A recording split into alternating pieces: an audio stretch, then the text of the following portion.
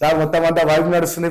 Pushpa two అయిపోయింది మొత్తం. ఇప్పుడు ఇప్పుడు కొత్త సినిమా గురించి మీరు దీని గురించి ఏమంటారు సార్? పుష్ప 2 తర్వాత జరిగిన వివాదం కానీ మామూలుగా అయితే ఎట్లుంటుందంటే, ఒక సినిమా సూపర్ డూపర్ హిట్ అయిన తర్వాత నెక్స్ట్ సినిమా తీయాలంటే చాలా జాగ్రత్తలు తీసుకోవాలి. గతంలో ఎన్టీఆర్ కానీ ఏఎన్ఆర్ కానీ ముఖ్యంగా కృష్ణ గారు అల్లూరి సీతారామరాజు అనే బ్లాక్ బస్టర్ తర్వాత 10 సినిమాలు లేవు, 10 సినిమాలు ఫ్లాప్, 10 సినిమాలు అట్లుంటది. ఒక నాగార్జున హిట్ తర్వాత ఆయన కూడా వరుసగా సినిమాలు లేవు.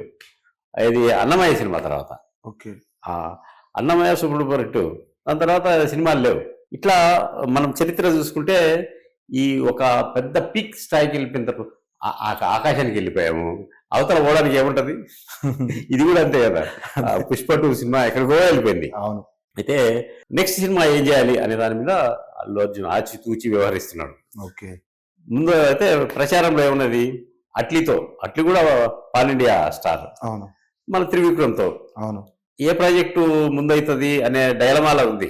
అయితే ఇప్పుడు తాజాగా వస్తున్న న్యూస్ ఏంటంటే, ఈ ఇద్దరు డైరెక్షన్ లో అట్లీ వైపే మొగ్గు చూపాడు, ఆ ప్రాజెక్టే ముందవుతుంది అని అనుకుంటున్నారు. అవును.